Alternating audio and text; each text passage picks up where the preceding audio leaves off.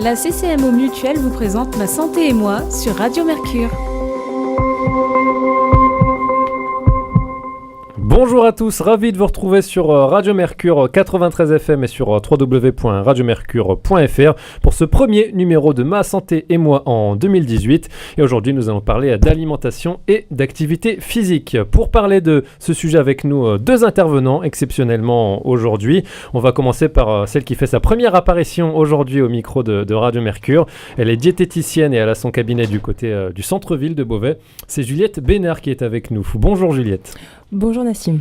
Déjà bonne année à vous, meilleurs année. Vœux de la part de toute l'équipe de Radio Mercure. Bonne santé aussi. Voilà, bonne santé surtout, ça tombe bien, l'émission s'appelle Ma Santé et moi, donc on est forcément obligé de vous souhaiter une bonne santé et à vous aussi, à tous les auditeurs. À côté de vous, celui qui est par contre un habitué de ce studio, c'est Laurent Chopin. Bonjour Laurent. Bonjour Nassim, bonjour à toutes et à tous. Bonne année, meilleurs vœux également à toute la CCMO, vous direz bonjour à tous vos collègues dans notre part et bonne année. Je passe bureau par bureau ? Pourquoi pas, ça si vous fera une petite balade au moment de la pause pas de café. C'est l'occasion de sortir de son bureau, de faire une petite balade, de dire bonjour à tout le monde. Ce sera fait, pas de problème.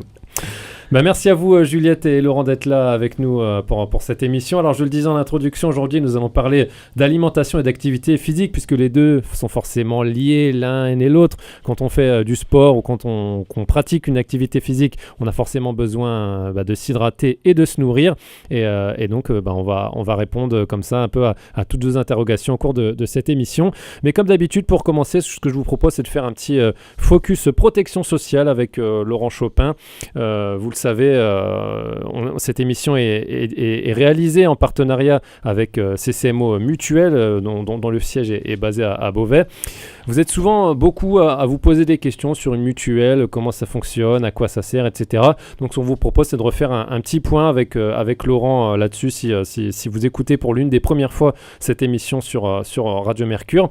Déjà, Laurent, à quoi consiste une mutuelle ? Et quand on entend parler comme ça de complémentaire santé, de remboursement, etc., tout ça, qu'est-ce que ça veut dire globalement ? Alors c'est vrai que ça peut paraître un petit peu nébuleux et un petit peu compliqué.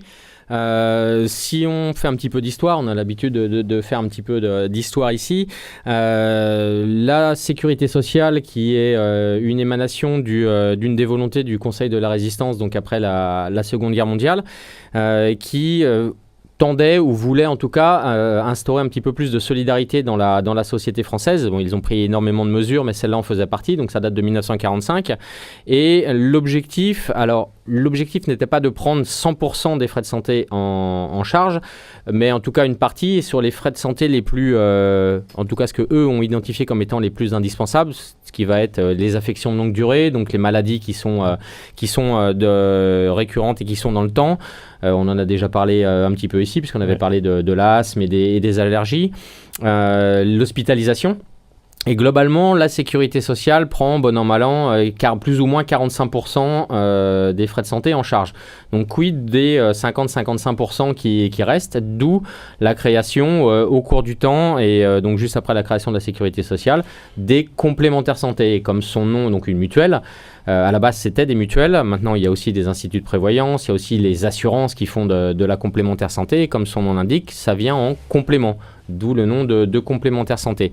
Donc en fonction des niveaux de garantie et donc forcément des niveaux de cotisation, puisque les deux sont forcément liés, puisque les niveaux de garantie assurent un remboursement, et pour que les comptes soient à peu près équilibrés, il faut que les cotisations correspondent globalement à ce que les gens vont dépenser. Donc ces complémentaires santé mettent en place un certain nombre de niveaux de garantie. Alors pour lire, parce que je sais que c'est votre question qui va suivre, pour lire un tableau de garantie, c'est pas simple non plus. J'ai déjà essayé de le lire, mais j'ai rapidement abandonné. Souvent en plus, c'est des abréviations, tout ça. On voit 100, 200, 250. Oui, il y a des pourcentages, il y a des choses en euros, il y a des choses en PMSS, donc le plafond moyen, le plafond mensuel de la sécurité sociale. Il y a des choses qui sont en tarif de convention, en base de remboursement. Effectivement, il y a un certain nombre de choses. Mais si vous voulez, le tableau, on pourra le regarder ensemble. On fera un petit. C'est comme ma fiche de paye. Pour l'instant, moi, j'y comprends rien. Pourtant, elle a un petit peu raccourci, en termes de difficulté. Mais on fera faire un petit mutuel pour les nuls dans. Il faudra qu'on le fasse. Ouais, ça peut être intéressant. On invitera les auditeurs aussi à venir participer pour décrypter comme ça sa carte de mutualiste. Ah bah vous savez, quand on fait des permanences, quand les conseillers mutualistes font des permanences, soit dans les entreprises, soit dans les agences, on a toujours ce type de questions. Donc les garanties en fonction des mutuelles ou des assurances ou des instituts de prévoyance ne sont pas forcément exprimées de la même façon. Certains vont exprimer en remboursement obligatoire, donc le remboursement de la sécurité sociale plus le remboursement complémentaire, ou d'autres simplement le remboursement complémentaire. Donc il faut savoir combien la sécurité sociale rembourse de prime abord, puisque par définition, comme nous sommes complémentaires, il y a d'abord un remboursement de la sécu et derrière la complémentaire arrive. Donc quoi de mieux qu'un petit exemple pour essayer d'expliquer aux gens le pourquoi du comment et comment s'y retrouver. Donc ça demandera évidemment beaucoup plus de temps, mais les bases de remboursement donc, sont définies en fonction des tarifs de convention, en fonction des accords entre les professionnels de santé et la sécurité sociale. Et si on prend un exemple comme l'orthodontie, et ça tombe très bien de parler des dents puisqu'on va parler de l'alimentation, l'orthodontie, la base de remboursement définie par la sécurité sociale est à 193,50 €. Et la sécurité sociale, donc le régime obligatoire, rembourse 100%. Seulement chacun de nos auditeurs, en tout cas pour ceux qui ont des enfants et qui ont des semestres d'orthodontie à payer, on sait parfaitement que globalement, le coût moyen de l'orthodontie est entre 700 et 800 € le semestre. Donc ces 193,50 € ne suffisent pas. D'où l'importance d'avoir une mutuelle qui vient en complément. Et en fonction du pourcentage que la mutuelle va rembourser, on va être capable d'avoir un reste à charge de plus en plus petit ou pas de reste à charge du tout. C'est-à-dire le différentiel. Si vous prenez simplement le remboursement de la Sécu à 193,50 € et que vous avez 693,50 €, vous avez 400 € de reste. J'ai du mal à calculer. 500 € de reste à charge. Il faut que ce soit la complémentaire qui vienne compenser ça. Et en fonction du niveau de remboursement, donc 100, 200, 300% en plus par la complémentaire, effectivement, les cotisations ne sont pas les mêmes. Donc voilà, merci Laurent de nous avoir donné comme ça pas mal d'informations. Est-ce qu'il y a d'autres choses là juste avant qu'on rentre dans le vif du sujet? Oui, il y a le ticket modérateur. On entend beaucoup parler du ticket modérateur. Alors le ticket modérateur, c'est la différence entre la base de remboursement et ce que rembourse effectivement la Sécu. Si on prend la base de remboursement d'une consultation chez un généraliste qui est à 25 €, la base de remboursement est donc de 25 € et la sécurité sociale rembourse 70% de ces 25 €. Donc, maintenant, avec les mutuelles obligatoires, le panier de soins impose le remboursement de ce ticket modérateur. Donc, le reste à charge n'est que de 1 € parce que c'est un euro forfaitaire qui a été défini par la Sécu. Donc, le ticket modérateur est la différence entre la base de remboursement et ce que rembourse la sécurité sociale. Donc voilà, si vous demandez parfois de quoi il s'agit, c'est pas un ticket pour faire la queue pour aller obtenir quelque chose. Non, ça c'est le ticket à la sécurité sociale quand vous avez le 693 et que sur le petit tableau c'est affiché 12. Ça, effectivement, c'est pas la même chose. Là, normalement, on sait qu'on va attendre un peu moins longtemps que le ticket modérateur. Oui, et puis ce qui est important aussi, on entend beaucoup parler de tiers payant. Le tiers payant, ça veut dire que sur un certain nombre de frais de santé, il n'y a pas d'avance de frais à partir du moment où vous êtes inscrit à la sécurité sociale et où vous avez une complémentaire santé. Ce tiers payant, comme il n'y a pas d'avance de frais pour la personne qui va dépenser, qui va payer ses frais de santé, ça ne signifie pas que c'est gratuit. Donc il faut bien aussi faire comprendre aux gens, ça n'est pas parce qu'on ne paye pas immédiatement que ça n'a pas un coût. Et effectivement, si c'est la mutuelle qui rembourse le différentiel, ça a forcément un impact sur les comptes finaux. Merci Laurent donc d'avoir donné toutes ces informations et puis surtout ce que j'invite à faire à nos auditeurs, c'est si vous avez des questions supplémentaires comme ça, là on a tous reçu notre petite carte soit fin décembre soit au début janvier, si vous avez comme ça des questions, il y a des choses dont vous avez un doute et vous savez pas forcément lire ou déchiffrer votre carte d'adhérent, vous pouvez vous rendre dans les différentes agences de la CCMO ou appeler la plateforme. Donc voilà, ils seront tout à fait disponibles pour répondre à vos questions. Ce que je vous propose maintenant, c'est de rentrer dans le vif du sujet du jour. On l'a dit, si vous nous rejoignez à l'instant sur Radio Mercure 93 FM, on va parler de l'alimentation et de l'activité physique, puisque les deux sont intimement liés. Et tout d'abord, je vais me retourner vers vous, Juliette Bénard. Je rappelle que vous êtes donc diététicienne du côté de Beauvais. En préparant cette émission, vous m'avez parlé d'un fameux PNNS, un acronyme comme ça qui, là encore, veut certainement pas dire grand-chose pour beaucoup d'entre vous. Déjà, expliquez à nos auditeurs de quoi il s'agit, Juliette. Alors, Le PNNS, c'est un programme national nutrition santé qui a été lancé en 2001. En fait, c'est un plan de santé qui permet d'expliquer les grandes lignes de l'équilibre alimentaire. Ce qu'il faut faire, donc au niveau des produits laitiers, au niveau des féculents, au niveau des quantités. Donc ça explique un petit peu, même au niveau de l'activité physique, ce qu'il faut faire. C'est un plan de santé. Il faut rappeler quand même qu'en France, on a 17% de la population adulte qui est en obésité. C'est énorme. Oui, et en 2030, on sera 30%. Une personne sur 3 sera obèse en 2030. À partir de quand on considère qu'une personne est obèse ? Alors là, il faut rentrer dans l'IMC. Donc l'IMC, c'est un calcul qu'on fait entre le poids et la taille. D'accord. En gros, pour les matheux, c'est des kilos par mètre carré. Okay. On va calculer la densité qu'on a. Et quand cette densité est supérieure à 30, on estime qu'on est dans l'obésité. Entre 25 et 30, c'est un surpoids.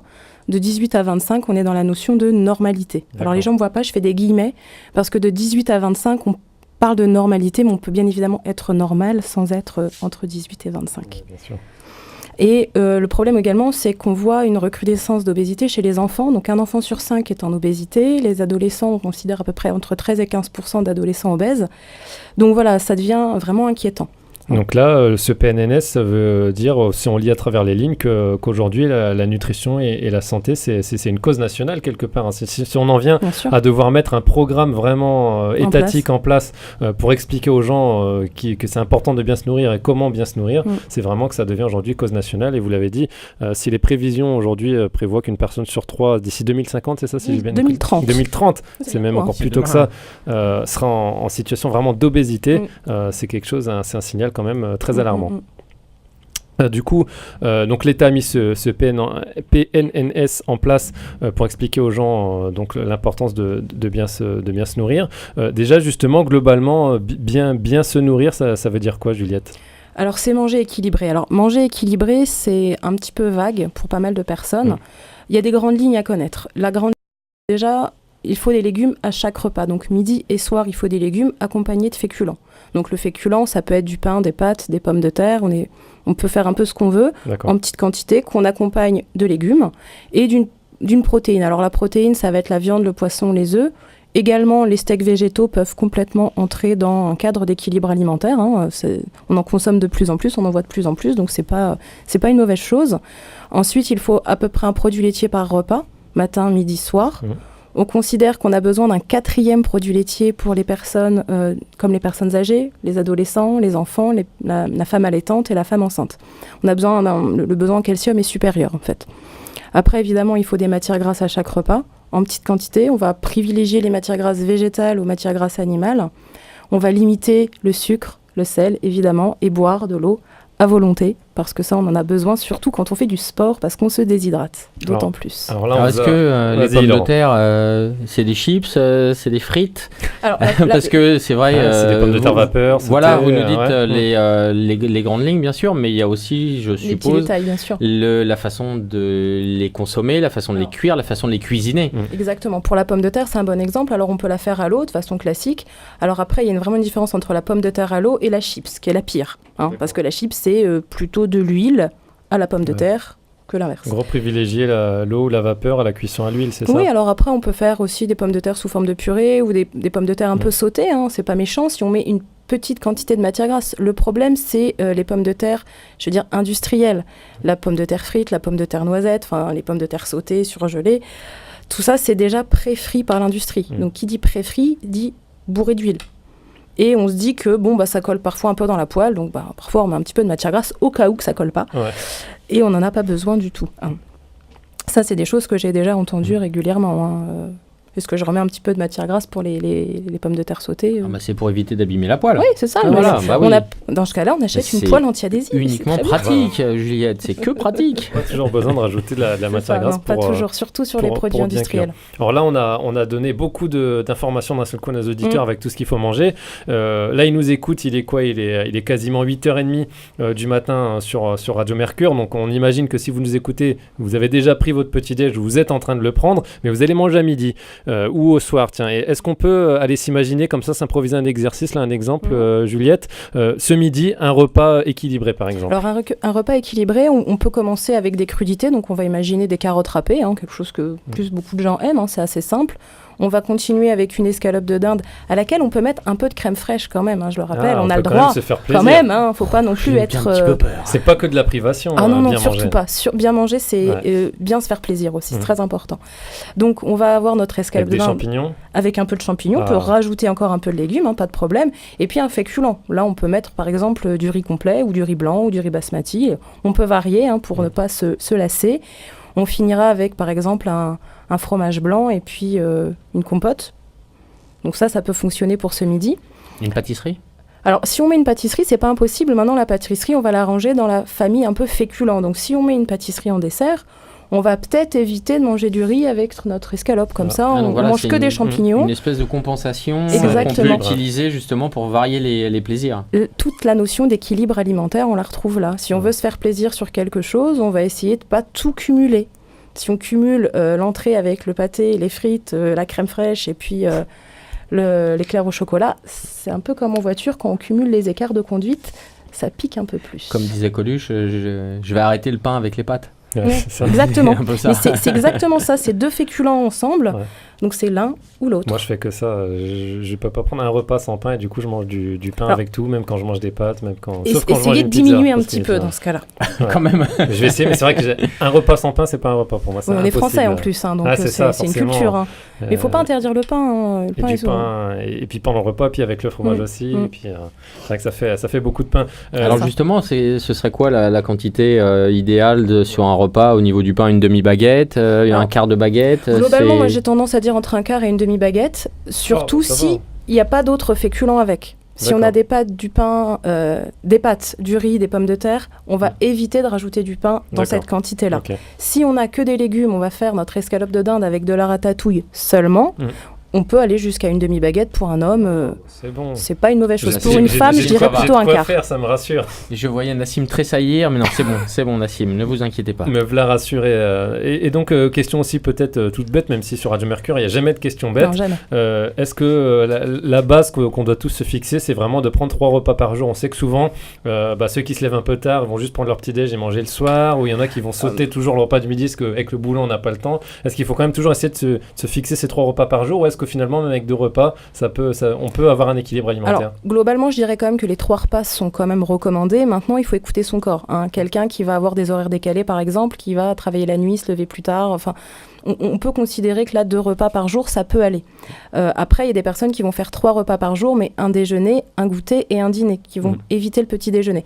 Maintenant, le petit déjeuner, j'ai quand même tendance à le recommander, de préférence. On dit souvent que c'est le repas le plus important de la journée. C'est un cliché ou pas totalement? C'est pas qu'un cliché, c'est quand même vraiment important. Ça permet vraiment de réveiller l'organisme alimentairement aussi, de pouvoir être plus de réflexion dans la journée, on est plus alerte, et on a remarqué que les gens qui ne prennent pas de petit-déj ont souvent tendance à compenser ailleurs, avoir plus de problèmes de poids que ceux qui en prennent un. Je remarque moi beaucoup en consultation que souvent les personnes qui prennent pas de petit-déjeuner, j'allais dire qu'ils économisent. Vu que je veux perdre du poids, je vais économiser mon petit-déj, je peux m'en passer. On s'imagine qu'en mangeant moins à ce moment-là, ça y est, on va maigrir. Mais du coup, je vais manger quand même mon chocolat ce soir, vu que j'ai pas pris de petit-déj, je peux me l'autoriser. Donc du coup, on s'interdit quelque chose et au final, on s'autorise pire. Et est-ce que ça fonctionne comme le sport, via une surcompensation, un terme qu'on utilise en sport, c'est-à-dire que quand on s'entraîne, le corps est sollicité et donc va réagir pour se prémunir de la sollicitation suivante, donc de proche en proche va progresser, c'est comme ça qu'on progresse en sport. Est-ce qu'on peut considérer que, imaginons quelqu'un qui saute le petit déjeuner, donc qui a mangé à 20h et qui va remanger à 12h le lendemain, le fait d'avoir, même si le métabolisme pendant la nuit a quand même fortement ralenti, est-ce que le fait d'avoir mis, entre guillemets, légèrement en déplétion le métabolisme va faire que ce qui va être pris le midi va être assimilé beaucoup plus vite et pas forcément de la bonne façon? Un petit peu, oui. Alors après, je reviens à dire quand même que c'est du cas par cas, qu'il y a des personnes qui ont vraiment un problème pour manger le matin. S'ils mangent, ils vont vraiment avoir un côté mal au ventre et tout. Le repas d'après, généralement, est plus stocké. Maintenant, parfois, suite à... Toujours des exemples différents. Quelqu'un qui a mangé très, très riche un midi, s'il saute son repas du soir parce qu'il n'a pas faim, c'est mieux. Écoutez son corps. Si à un moment dans le corps, il dit qu'il n'a pas faim, on ne mange pas. Si le corps il a vraiment très faim, il faut le nourrir. Il y a les grandes lignes à connaître, mais il y a quand même toujours du cas par cas.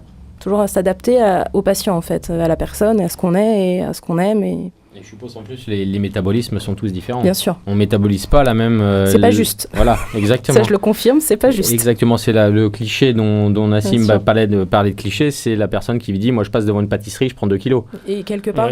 Et celui qui va y rentrer, qui va consommer, ne va rien prendre du tout. Il y en a qui mangent 5 kilos par semaine, qui prennent pas un gramme. Cela dit, il est prouvé que quand on stresse et qu'on mange quelque chose en culpabilisant, on le stockerait plus. Vu qu'on va générer certaines hormones, on a un stockage qui est accru quand on culpabilise en mangeant quelque chose. Donc ne culpabilisez pas.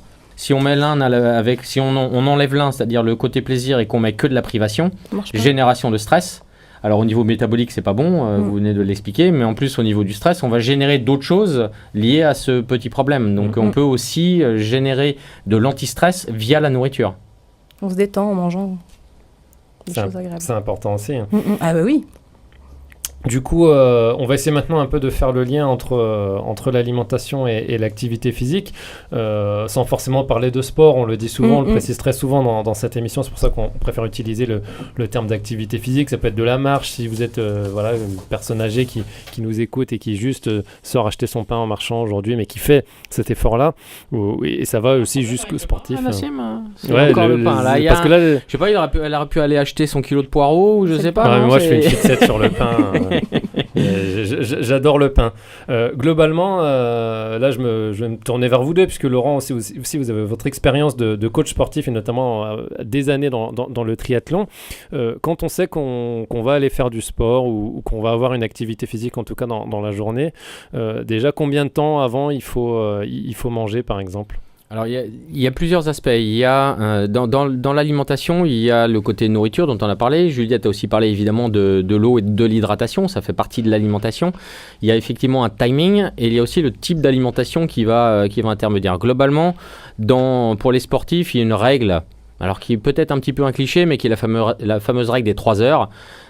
Qui dit de façon purement arithmétique, mais là encore c'est très individuel, un effort, vous avez un match de foot, un match de tennis à 18h, il faut que le dernier repas soit fini à 15h pour laisser le temps à l'estomac de digérer au moins à minima ce repas-là, d'avoir permis de restocker un petit peu d'énergie, donc de glycogène ou l'ensemble des substrats qui peuvent donner de l'énergie, et surtout de ne pas utiliser le sang nécessaire à la digestion pour autre chose que les muscles, parce que la digestion demande énormément un apport sanguin énorme.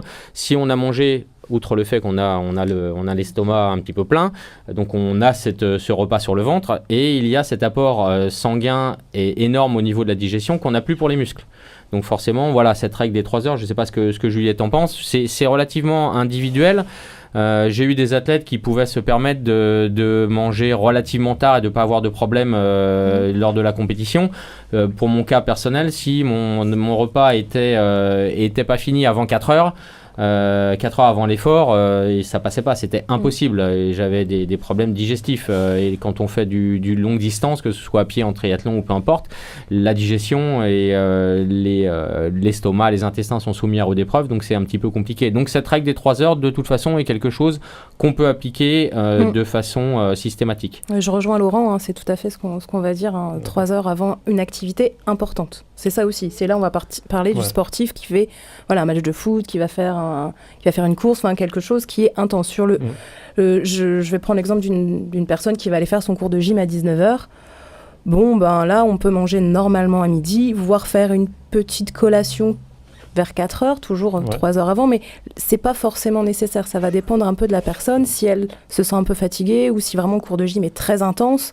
Si c'est un petit peu de gym, un petit peu de renforcement musculaire calme, c'est pas obligatoire. Il y a moins d'impact. Faut dissocier l'activité intense d'une activité modérée qu'on va rencontrer aussi régulièrement. Et là, je vais reprendre un autre exemple, Laurent. On sait qu'on a pas mal aussi vraiment de sportifs qui nous écoutent, puisqu'on est une radio aussi avec pas mal d'émissions de sport. Je vais prendre l'exemple d'un jeune ou même d'un senior qui a son match de football du dimanche ou qui a sa sortie vélo du dimanche. On dit souvent que le cliché, encore une fois, c'est faut que tu manges des pâtes. Mange des pâtes avant ton match. Est-ce que là aussi, c'est vraiment un besoin, c'est vraiment quelque chose d'important de manger des pâtes, ou est-ce qu'au final c'est un cliché, ça pourrait être des pâtes ou ça peut être totalement autre chose? C'est un petit peu mieux, c'est un cliché et je vais expliquer pourquoi, mais c'est un petit peu mieux si c'est des pâtes plutôt qu'une choucroute ou qu'une blanquette de veau à l'ancienne. ça va un petit peu être plus digeste et moins rester sur l'estomac. Ça, c'est une certitude. Maintenant, le dernier repas avant la compétition est pas forcément le plus important. Ça va être le repas. Imaginons que vous ayez le marathon de Paris, départ 9h. C'est pas le repas d'entre 5h et 6h du matin qui est le plus important. Ça va être celui de la veille, celui du midi de la veille, celui de l'avant-veille qui va permettre de restocker l'ensemble du glycogène. Et Juliette a parlé tout à l'heure donc d'hydrates de carbone, donc au niveau des pâtes, au niveau du riz, des pommes de terre. C'est l'aliment privilégié du muscle qui permet de restocker le glycogène, qui va être le carburant qui va nous permettre de générer l'effort physique. Donc ça, c'est une évidence. Maintenant,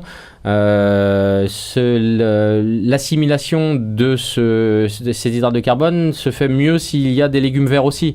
Donc manger la fameuse pasta party de la veille et pas forcément quelque chose de sublime. Et ça va dépendre aussi de la quantité, ça va dépendre de ce que vous mettez dans les pâtes, ça dépend de beaucoup de choses.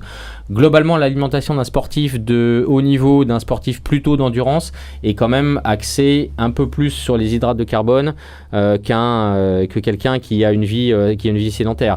Mais donc c'est pas forcément un cliché, mais il faut quand même lui mettre des limites et puis s'adapter en fonction du timing, parce qu'un match de foot à 20h et un marathon à 9h du matin et 20h le soir pour le match de foot, on mange pas forcément, le métabolisme s'est pas mis en route de la même façon, c'est un petit peu plus compliqué que ça. Alors là, on parle des repas qui précèdent l'activité physique ou le sport en général. Et pendant l'activité physique ou pendant le sport, on est sur une longue sortie vélo, on est sur une longue sortie en mer. On avait eu l'exemple à l'époque, on s'appelait avec Cyril Blanchard, même si c'est un exemple extrême. On est sur un match de foot, des choses comme ça. Qu'est-ce qu'on mange pendant l'effort ? Souvent, on voit des barres énergétiques, des fruits. Pourquoi ces éléments-là, finalement ? Alors, je vais parler du côté sportif. Après, Juliette va pouvoir peut-être mettre le côté vraiment pratique. Il est vrai qu'il y a énormément de marques qui ont sorti des produits dits énergétiques. Alors, avant l'effort, pendant l'effort, après l'effort. Donc ça, il faut aussi les tester, bien sûr, pour savoir ce qui est le plus digeste, ce qu'on assimile le mieux, ce qu'il va pas il ne va pas y avoir de rejet ou ce genre de choses, et, évidemment. C'est intéressant, mais je pense que Juliette a quelques petits... Alors, la personne qui va se dire « Ah, je vais partir faire une randonnée, il faut que j'ai mes barres machin, mon malto bidule, mon carbo truc. » Il y a des solutions beaucoup plus faciles, beaucoup moins chères aussi. Maintenant, quand on est sur des sportifs de haut niveau, comme j'ai pu l'être sur le triathlon et même sur le footballeur à la mi-temps, mais sur du haut niveau, quand on a certains sponsors, en l'occurrence, qui nous permettent d'avoir des alimentations un petit peu précises, c'est quand même un confort qui nous évite de préparer des choses un petit peu exotiques.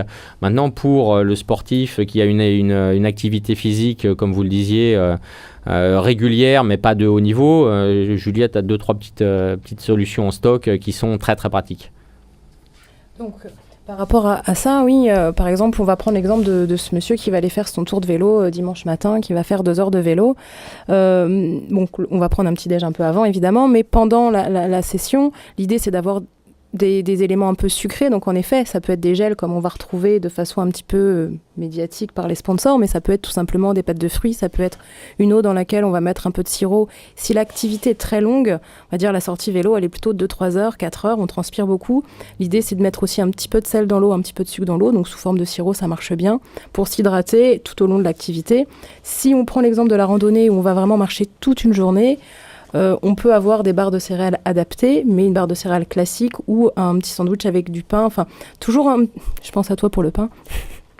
Mais toujours avoir un petit peu de féculent en fait pour toujours redonner un petit peu d'énergie, mais on n'est pas obligé de partir sur des produits exprès vraiment, des fruits également, la banane qui marche bien par rapport au potassium également, mais des fruits, des jus de fruits, des compotes pour redonner un petit peu de sucre, c'est bien sur des activités qui sont pas, je parle pas du sportif de haut niveau là, je vais vraiment parler du sportif qui va aller se balader un week-end, qui va aller faire du vélo, on prend des barres de céréales, des pâtes de fruits, des choses, des fruits, c'est bien.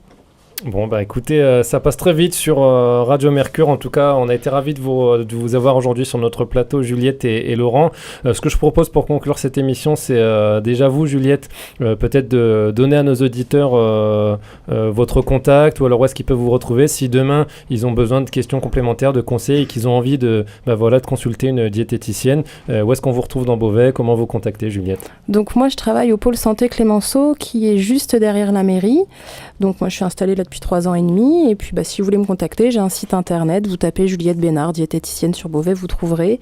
Ou vous trouverez mon numéro également sur les pages jaunes. Donc, n'hésitez pas. Voilà, et Bénard, juste pour bien trouver, B-E-S-N-A-R-D avec le S muet. Mais en tout cas, merci Juliette pour tous ces conseils. Et ça aurait été vraiment une émission très intéressante aujourd'hui pour nos auditeurs. Et surtout qu'on s'est vraiment adressé à tout le monde avec ce menu au début, puis après aussi un peu aux sportifs, puisque c'est aussi le lien qu'on fait à chaque fois dans cette émission Ma Santé et moi. Laurent, si également il y a aussi des auditeurs qui ont besoin de renseignements, de questions sur tout ce qui concerne la CCMO, la santé, etc. Il y a aussi le site et ces fameuses fiches pratiques essentielles. C'est pas évident à dire. Non, c'est un peu compliqué. C'est pour ça que je vous ai laissé le dire, parce que les cheveux et les seuils, j'ai aussi un petit peu de mal. Les chaussettes de l'archer du sèche sont-elles archi-sèches. Ce sont les fiches essentielles. Donc sur ccmo.fr. Vous l'avez fait exprès, je crois, pour la radio. Oui, complètement, mais spécialement pour vous en plus. Et donc on les retrouve où? Sur le site de la CCMO, www.ccmo.fr. Sur les fiches essentielles, elles sont en accès libre, donc il n'y a aucun problème. Non, mais si vous nous écoutez en podcast, on vous fait aussi un petit coucou. Il y a la rediffusion samedi cette semaine à partir de 11h. Et puis surtout, il y a aussi la vidéo que vous pouvez retrouver donc sur la chaîne Radio Mercure TV sur YouTube. Ou si vous tapez Ma Santé et moi, vous tomberez dessus également. Puis il y a aussi toutes les vidéos des émissions précédentes. Puis comme ça, c'est aussi sympa de vous entendre nos voix, mais souvent vous nous imaginez comme ça. C'est un peu la radio est le média de l'imaginaire. Peut-être que vous me voyez tout petit, peut-être que vous voyez Laurent Chopin faire 1m95, peut-être que vous voyez Juliette Bénard rousse dans votre imaginaire. Et comme ça, vous avez l'occasion de voir en vrai nos têtes. Et puis souvent, c'est bien, on dit ah tiens, je le voyais plus comme ci, comme ça. C'est souvent en tout cas les retours qu'on a des auditeurs quand ils voient ensuite nos têtes. Ils disent quoi? Ils disent réalité, je suis super déçu. C'est une catastrophe. Ça, ils osent pas trop le dire généralement.